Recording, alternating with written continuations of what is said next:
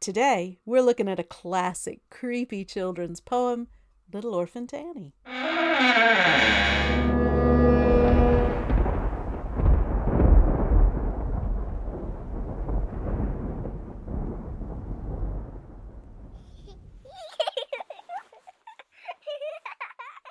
So, favorite childhood poem of mine. I've always loved it because I was always, unsurprisingly, kind of a creepy, well, I don't know if I was a creepy kid, but I liked creepy things. Let's put it that way. I was a kid who liked creepy things, and this poem, and I'm going to read the whole thing to you. It's not a very long poem. I loved it. It's called Little Orphant Annie. It was originally published in 1885, and its author is James Whitcomb Riley. I did a series of reels recently where I released one stanza per reel and did a little plug for the channel. But I thought, you know what? We've got to explore this poem because it is actually a really cool, fun, lovely, delicious poem. And it's actually got a pretty interesting history. Honestly, some things that I wasn't aware of until I decided to do those reels and decided to look into the poem a bit. I was like, wow, there really was a little orphan. Well, she wasn't Annie, she was Allie, but we'll come to that in a bit. But I thought, you know what? Let's start with the poem because my understanding, particularly in the response that I had to the reels, was that this is a poem that maybe, a certain cohort of people have heard. Their grandparents or parents may have introduced them to it, but then they'd forgotten it, hadn't heard it in years. One person happily responded, childhood memory unlocked because their grandmother had recited this poem to them. So I thought, you know what? Let's do it. Let's talk about it. And if it's unlocking a childhood memory for you, I'm so thrilled and so honored. And if it is just a brand new thing for you, I don't know. Any kids who like this kind of stuff? Maybe introduce it to them. The poem is available online. You can find it in its entirety. As I say, it was published in 1885, so it is definitely well within the public domain. Really anything before 1929, I believe, is now public domain. Might be 1930 now, that's in public domain as of 2026. So, it's easily, safely available online. And I think, I'm going to read the whole poem to you, so no spoilers because here it comes. So, without further ado, Little Orphant Annie. Little Orphant Annie's come to our house to stay, and wash the cups and saucers up and brush the crumbs away, and shoo the chickens from the porch and dust the hearth and sweep, and make the fire and bake the bread and earn her board and keep. And all us other children, when the supper things is done, we sit around the kitchen fire and have the mostest fun, a-listening to the witches' tales that Annie tells about, and the gobelins'll get you if you don't watch out.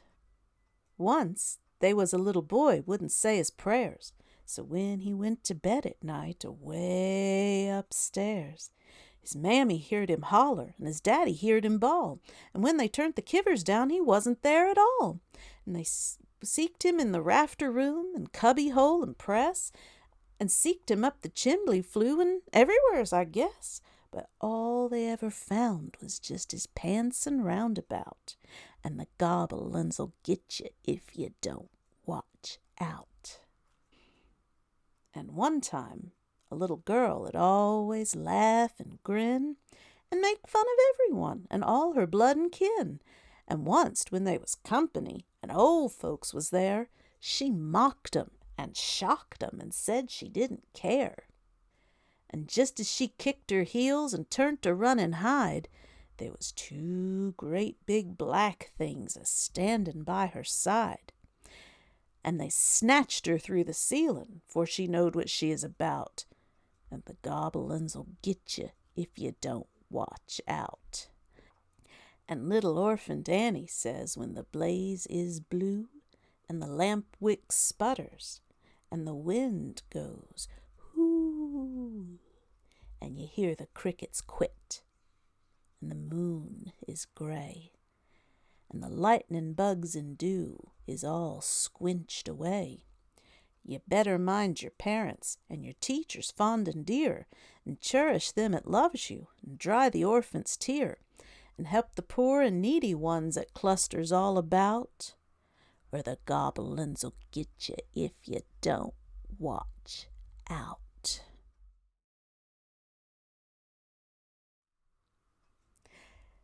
Right.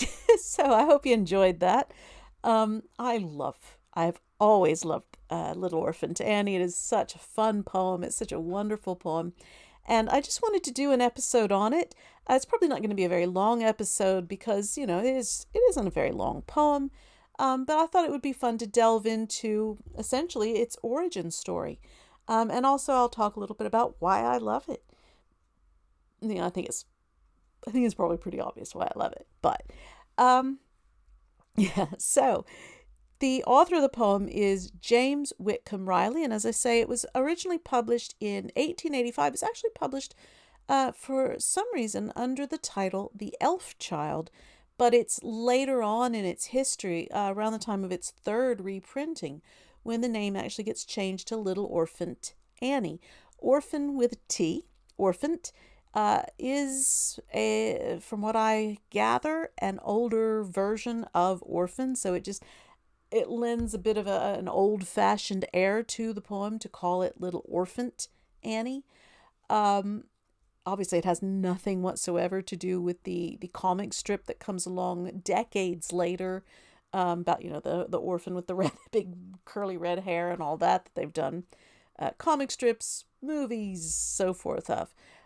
Broadway play, that kind of, or Broadway musical, I should say, that kind of thing.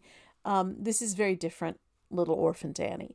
And the Annie bit is actually a typographical error, apparently, because the child that this poem is based upon is a young girl that James Whitcomb Riley actually grew up around.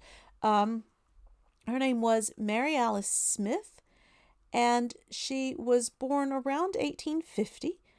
And when she was a young child, there's different versions of sort of how she comes to be an orphan, but she is orphaned at some stage, either, in the sense that we would mean it today, and that both her parents were deceased, or that she'd lost her mother at a young age, and her father was incarcerated at the time that all of this begins. But she was born in, so I'm looking at my notes here, want to get this right. Yeah, so she was born Mary Alice Smith. Everybody called her Allie. She was born near Liberty in Union County, Indiana. Never been to Indiana, so I don't know where this. I suppose I could look it up on Google Maps, but I'll leave it to you. But she was born on the 25th of September, 1850. And there are different versions of how she comes to be considered an orphan. But when she is sort of officially orphaned, her uncle, John Rittenhouse, so presumably, though I don't know this, her mother's family, comes and gets Allie, brings her to his home in Greenfield, Indiana, and according to legend, he dressed her in black and bound her out to earn her board and keep. And she ends up being taken in as a bond servant. So in other words, she was not paid for her labor. The person, her uncle, who bonded her out, was the one who was paid for her services, which is really sketchy if you ask me, but I know this did happen quite a lot. This was something people would do with their own children from time to time. Apparently this almost happened, if you're a Little House on the Prairie fan, apparently this almost happened to Laura Ingalls Wilder when she was a girl, although her parents decided, they decided not to at the last minute, so she was not bonded out. But she apparently, her father owed money, and this was proposed as a solution, is, give us Laura to, do our housework and stuff, and we'll call the debt even, because she can work out your debt. But her parents didn't do this, but people did do this sort of thing. And unfortunately, this is what happens to young Allie, Mary Alice Smith. And her own uncle does this to her. Why he does this instead of just taking her in, I do not know, but that is what happened. But fortunately for her, it seems to have turned out pretty well, because she's actually taken in as a bondservant by the Riley family, James Whitcomb Riley's parents. They seem to have been, a normal middle class family. They had a large home that would accommodate the entire family.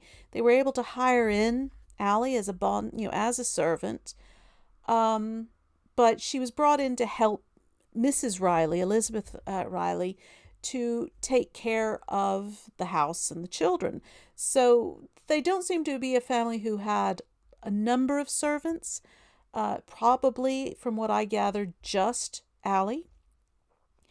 And I think she was even maybe a bit of a novelty, the idea of this young girl coming in as a servant to help the family. For one thing, because, she lingers for decades and clearly made a huge impression on James Whitcomb Riley, who was about the same age. He was born in October 1849. She was born in 1850, sort of September 1850. So it's, they're only about a year apart. They probably played together. Certainly she seems to have been a storyteller and loved to tell stories around the kitchen fire. And so, because that's what little Orphant Annie in the poem is doing. That's the sort of setup for the poem. Is these are some, and then the two stanzas, the one about the little boy and about the little girl. These are the stories that Annie is telling the children. But she was taken in by the Rileys. They don't seem to have referred to her as a servant, but rather they referred to her as their guest. And, she was well cared for. She lived happily, by all accounts, with the family. Now, saying that, I don't know whether that eventually she just lost touch with the family or what. But she doesn't seem to have realized that she was the inspiration for the poem until much later. She was visiting with James Whitcomb Riley in around about 1910, 1915. And that's when he mentioned, you were the inspiration for little Orphant Annie. Wow, she which I'm sure must have pleased her, because it is, in a way, it's immortalized her. Now, why is it little Orphant Annie? If if the inspiration for the poem was in part a little girl named Allie, that's a typographical error from the third printing. It was originally published as The Elf Child, and it was around about the time of the third printing that the name was changed to Little Orphant Annie. Only it was going to be Little Orphant Allie, and Allie accidentally got changed to Annie, and they just went with it. So why is this poem a children's poem? Well, first of all, it is what's known as a didactic poem. It's an educational poem. And you get a lot of this kind of moralizing didactic literature for children, in the 18th century, the 19th century, in the 20th century. And, I haven't looked. I'm guessing it's still here with us in the 21st century. People are, that's what adults want to do, is they want to educate children. And often it's better to find a fun and entertaining way to educate them. I think that's true of adults as well. I think nowadays many people are sort of aware of this idea that has become known as edutainment, which, for the record, I know there are some things out there to include, I think Wikipedia or someplace like that, saying that this word edutainment comes along in the 1980s. That's not correct. There's actually an article written by Walt Disney in, I can't remember if it was 1947 or 48 off the top of my head, but where he actually uses this term edutainment, education, a portmanteau of education and entertainment, edutainment. And it may well be that it's Walt Disney who coins this term. Disney had actually, engaged with this kind of work earlier in his career. This is a complete aside. This is a complete wrap. Okay.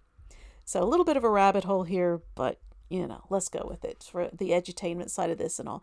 That Walt Disney, very early in his career, before he founds the Disney Studio in 1923, but has his original studio, Laugh-O-Grams, he actually made a couple of animated shorts for a dentist in Kansas City, Missouri, which is where he was from, sort of. That's where he claimed, sort of. He claimed to be from Marceline, Missouri. He actually spent a lot longer of his childhood in Kansas City, Missouri. Anyway, that's another rabbit hole.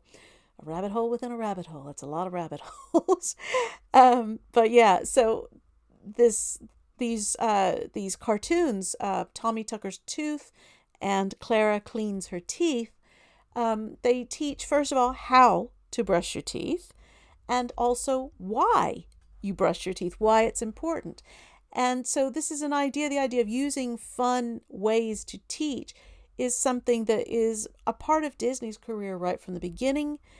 And by the time you get into the 40s, the Disney Studio is actually doing this a lot, both in their shorts, training shorts they were making for the U.S. government during the Second World War, for factories, films about health and hygiene that were being circulated in Northern and Central America as well as South America.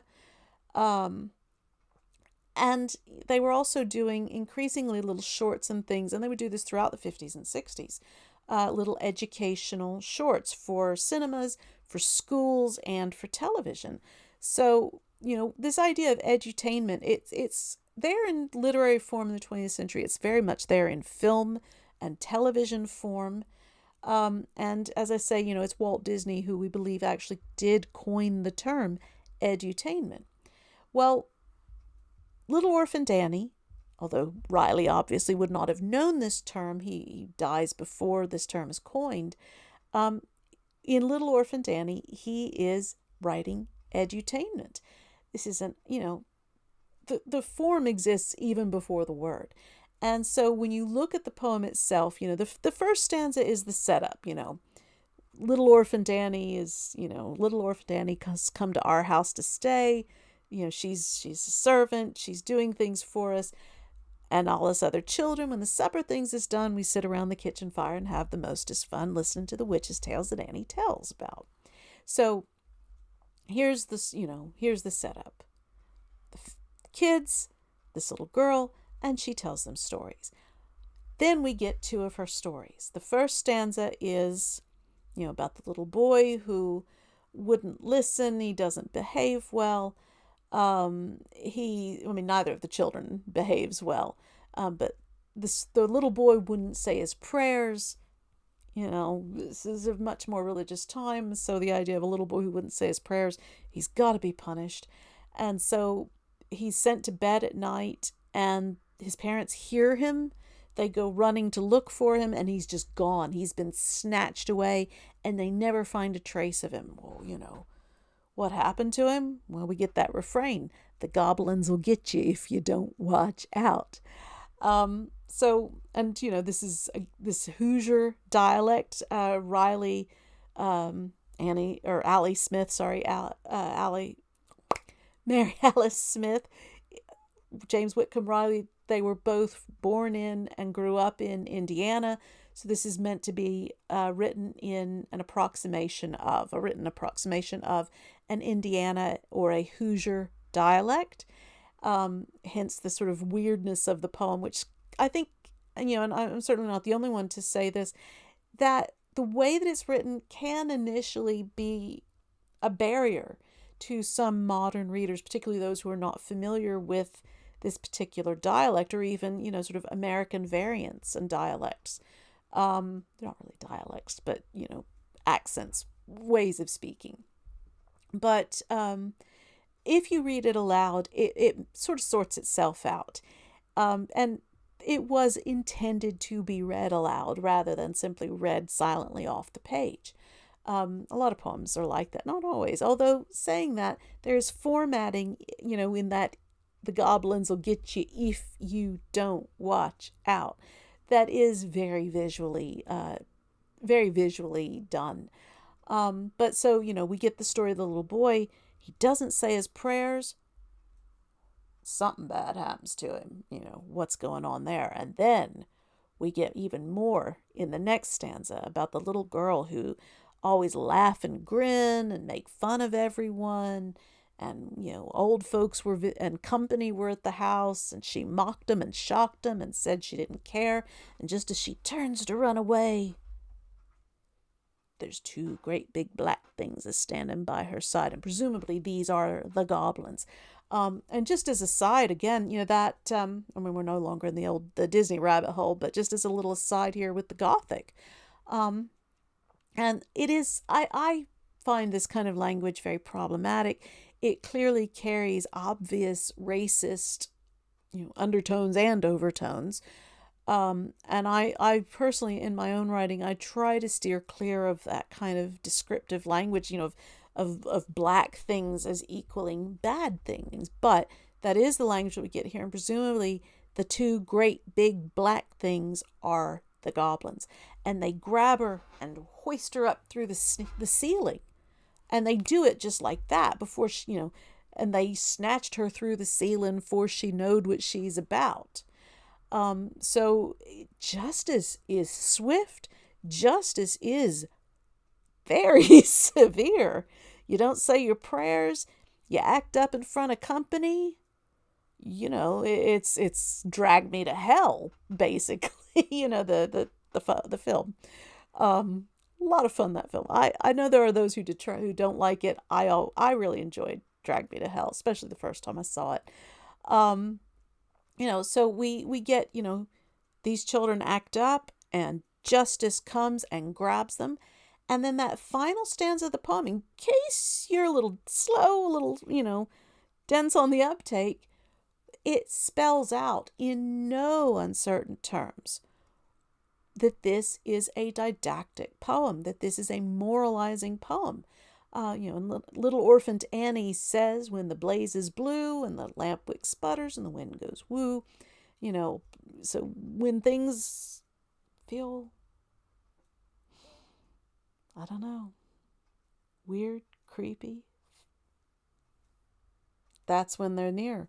And you better mind your parents and your teachers fond and dear, and cherish them that love you, dry the orphan's tear, help the poor and needy ones that cluster all about, or the goblins will get you if you don't watch out. So it is using very Gothic ideas, Gothic language, the idea of the creepy, strange, monstrous, shadowy things that are there for retribution. These are incredibly strict guardians of good behavior, these goblins. And the children who are being punished are not being good children.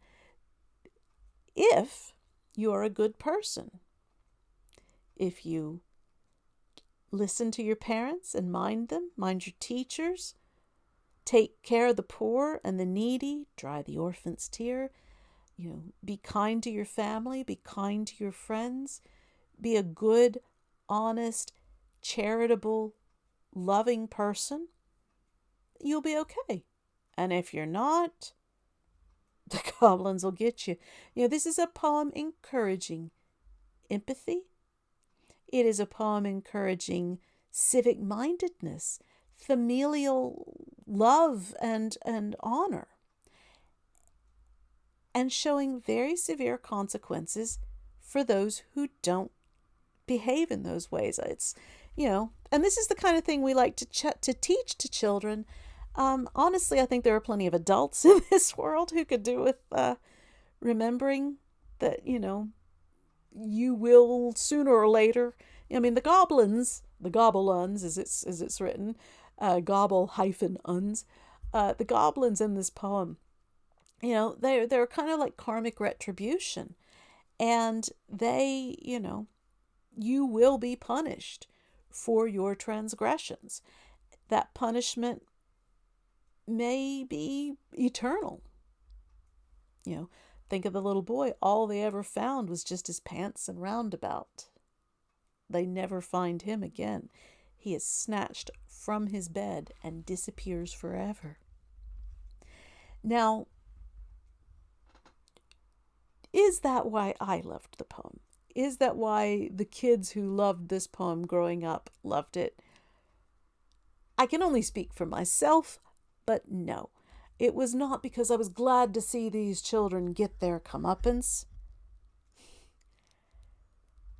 That line in particular, about there were two great big black things a standing by her side. As I say, I have a problem with that kind of racist imagery. But these two monstrous creatures suddenly appearing by her side and snatching her up through the ceiling, that is so creepy. It is so creepy. And I loved it. I loved the whole poem. I loved the idea. I've always been a fan of fireplaces and, sadly don't live in a house with a fireplace. But I do love a fire. There's something psychologically so warm and comforting and cozy about it. And the idea of, gathering around and telling stories by the firelight, telling scary stories by the firelight, because that's the kind of tales that Annie tells. Witches' tales, listen to the witches' tales that Annie tells about. That's what all us other children, when the supper things is done, we sit around the kitchen fire and have the mostest fun listening to the witches' tales that Annie tells about. So scary stories. Witches' tales means ghost stories, scary stories. This is a family full of horror fans, basically. And Annie is supplying them with horror stories on a regular basis, presumably a lot of original stories, and she must have been a gifted storyteller, because that is the side of this that really comes through, that the children sit around delighting in Annie's stories, just as James Whitcomb Riley and his siblings must have delighted in Allie's stories that she told. The end of the poem, yeah, that's fine, because it still ends with the refrain, and the goblins will get you, or at the end, or the goblins will get you if you don't watch out. That is just, it's so creepy. And again, I don't know whether I was a creepy kid, but I definitely loved creepy things. This was a favorite bedtime poem. I wasn't a big poetry person. I never have been. I used to write a lot of poetry.